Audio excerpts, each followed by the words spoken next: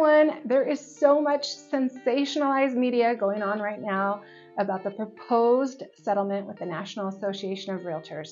So we wanted to bring you the real skinny on what is actually happening. So we're going to cover in this video an overview of the proposed settlement, what is actually changing, what is just false information.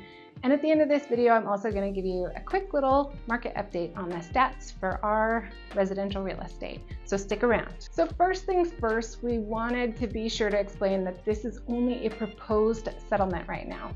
There is nothing that has actually changed. It's business as usual. The settlement will also probably change quite a bit between now and whenever the judge finalizes it, which could take a couple of months. Also, the National Association of Realtors is a trade organization, so they never have and never will dictate what all of us do as individual realtors with our business. Once there is a settlement, it'll be the state of California level that determines how our forms change and how the way we do business with you changes. So as soon as there is an actual settlement and the California Association of Realtors, as well as our CRMLS, has set up the new rules and new forms, we'll bring you another video with what actually happened. But for now, we are going to give you an overview of what the proposed settlement is and how those changes could affect our business if it gets approved just the way that it's written now. But before we get into talking about what the proposed settlement states, let's cover what is actually false in the media reporting, because there is so much false information in the media about this right now. I've seen so many news articles that say that realtors have had a standard commission of 6% across the board, and that is just not true. Realtors' fees have always been negotiable. There are individual agents like myself that won't negotiate our fee in most cases. However, there are always other choices. There are flat fee realtors, and there are plenty of realtors out there that do reduce their commission from whatever their fee is for their business. But there's no industry standard or requirement now, so nothing is changing when it comes to the fact that commissions always have been negotiable and will continue to be negotiable. Another false headline that I am seeing quite a bit is that realtors' commissions have been slashed and they're going to be going down, and there's actually nothing in the proposed lawsuit that changes the rate of commission because of the fact that commissions have always been negotiable. Another false headline out there is that realtors conspired to inflate commissions, and that is definitely not the case, and the proposed settlement actually makes it very clear that realtors have no fault. There isn't a conspiracy to inflate commissions, and it's just a catchy headline that seems to be working to get more eyeballs for some of the media. There are also articles that are predicting that more buyers than ever are going to be representing themselves now. So we may see a little bit of that in the short term, but I just truly don't believe that it will go that direction.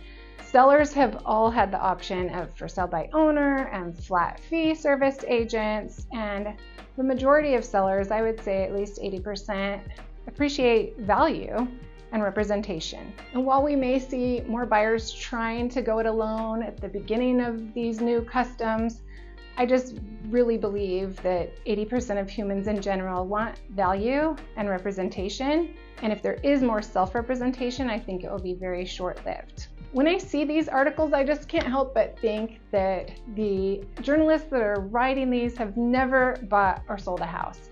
They see HGTV, they think it's so easy to be a buyer, and people think it's so easy to be a realtor. And let me just share this with you all. There are a couple of statistics that all of us know within the real estate community. They aren't generally public knowledge, easy to find on the internet. But as much as real estate looks easy to many people, especially those that haven't been through a real estate transaction, the statistics for failure rate for realtors is very high, much higher than most small businesses. Did you know that within the first year of business, 75% of realtors will just leave the industry? 75%. And within 5 years, 87% of new licensees have completely failed. and got out of the business. Real estate is just not as easy as it looks. Most sellers that go it alone will eventually either hire a realtor or they'll sell their property for less, and you can find those stats all over the internet as well, and they'll have more lawsuits after the sale.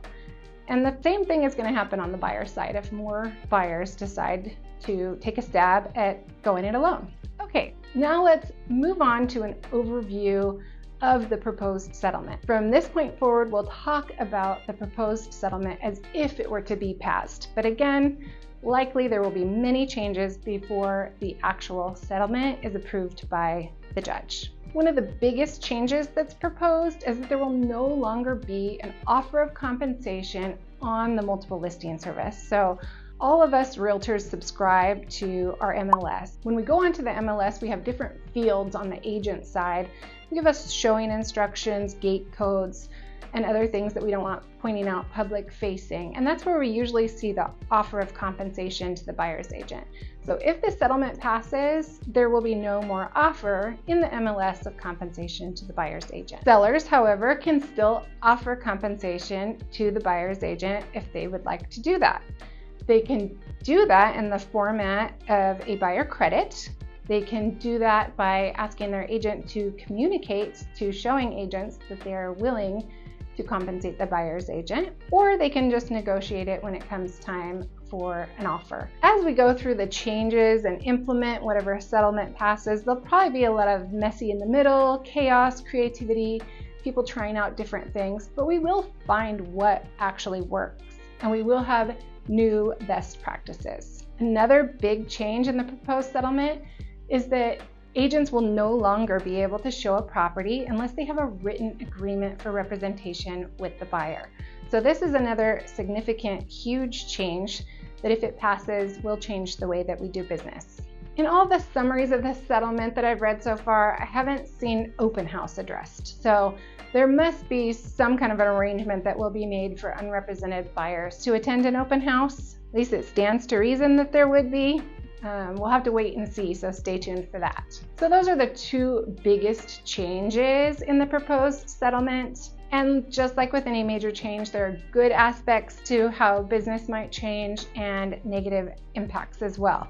So talking about the positive side first, I personally do think that it makes sense for agents to have a service agreement with buyers.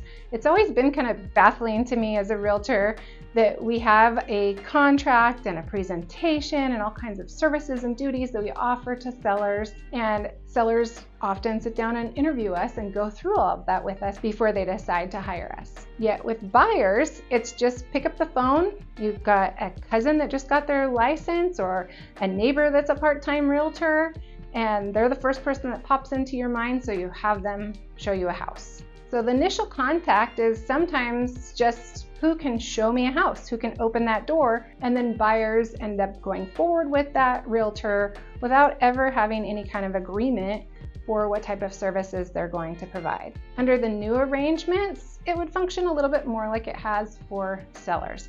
And I think that's a great thing, not only for buyers to understand what the agreement is for duties and services from their agent on the buyer side, but I think it'll also slow some people down. They'll be a little bit more discerning and discriminating about who they hire to show them a house when there's an agreement to be signed. And realtors will take the initial process with buyers a lot more serious too. And that's a great thing. I, of course, am guilty, just like most other realtors, of being a lot more casual with the buyer relationship. And it's awesome that we get to level up and present to buyers what we offer so that they can choose the best representation for themselves. On the negative side, if we do see that the new customary way that we do business is that buyers pay out of pocket for their realtor fee, it could be prohibitive for first-time buyers or anybody with a low down. It's another barrier of entry to get into home ownership, and it could have a negative impact on our middle class. So I believe we as realtors need to lead the way with that. We need to make sure that we set up our new customs and the way we do business in a way that is friendly to first-time buyers and low down payment buyers. So that's it in a nutshell. It's definitely going to be an interesting year in real estate. If the proposed settlement or a new version of it gets approved, all of these changes are anticipated to go into effect mid-July. So we'll have some of you that we're working with as sellers that we will have a meeting and talk about possibly modifying your listing. We'll have new sellers coming in and wondering what their options are for compensation. We'll have a flurry of realtors meeting with buyers and putting together their agreements. There'll be chaos, there'll be creativity, but hopefully by the end of the year, we'll have our new best practices, we'll have our new customs, we'll have our new normal, and then buying and selling real estate will just keep continuing forward. Okay, I promised you I was going to give you a quick overview of our local stats, but before we do that, we do want to ask you a favor. If you like this video, please hit that like button. And if you'd like to see more videos like this, please subscribe.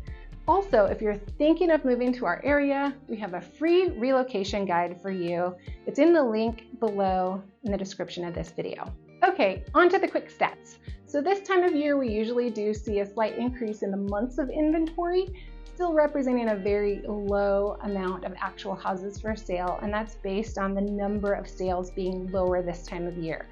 Last month, we had 186 sales, which was slightly up from January, but still lower than a typical February. The stats that we pull are from the CRMLS for residential SLO County, and they also show that the days on market is still about the same, 20 days on average for a house to go into escrow, and our median price is now at $871, and that is the third highest median price in any given month that we have ever experienced here in San Luis Obispo. So prices are on a steady rise. We expect that we'll see a continued steady rise in prices, continuation with low inventory, a continuation with the tale of two listings, the priced right listing that sells quickly and a slightly overpriced listing that sits on the market for months. All of that will continue likely until the rates come down. That date and goalpost keeps getting moved out. Right now, talking heads say to expect that to happen in May. Once that happens, of course, we're going to see a flurry of activity on both the buyer and the seller side. There are many sellers that would like to move, get a little bigger house, a little smaller house, a different neighborhood, maybe a pool, and they're hanging on to the house that they're in now, not because they don't want to move, but because they love their rate. And that's it for our stats. If you have any questions about the proposed settlement or our local market, don't hesitate to give me a call anytime, or my little brother, Colin. Thanks for watching. Bye.